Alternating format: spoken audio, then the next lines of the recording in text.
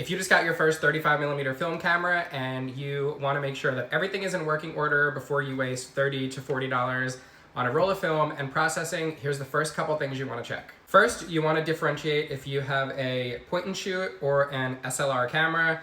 With a point and shoot, the best you could really do is just put batteries in it and make sure it's working. There's not much manual controls on these, so there's not much that you can double check as far as light meter and shutter speed and stuff like that.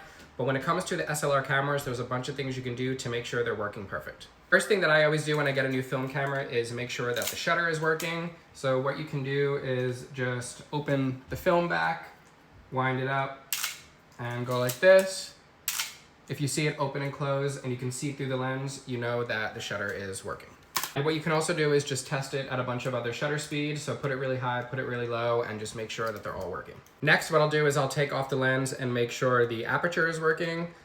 Not every lens will let you do this, but if it doesn't, you can usually trick it into thinking it's on the camera by pressing one of the little buttons on the inside and turning the aperture ring, make sure that it's opening and closing correctly.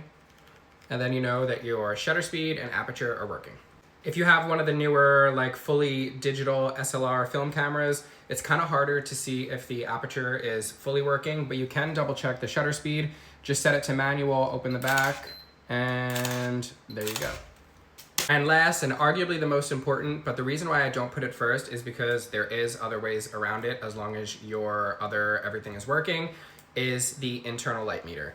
So if you have one of these older, more niche style ones that have batteries that they don't make any sort of alternative for, I would just stick to using a handheld light meter,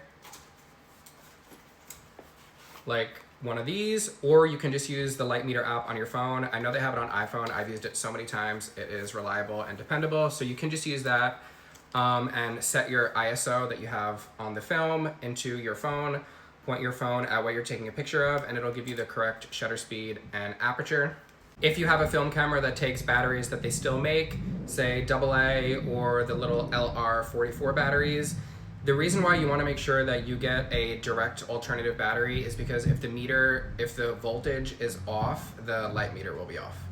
Okay, so you've checked your aperture and you've checked your shutter speed, you have batteries that are working. The first thing you're going to want to do is go as if you were taking a picture and see what the light meter tells you to set the camera at. So say it tells you to go at 5.6 and 1/60th of a second.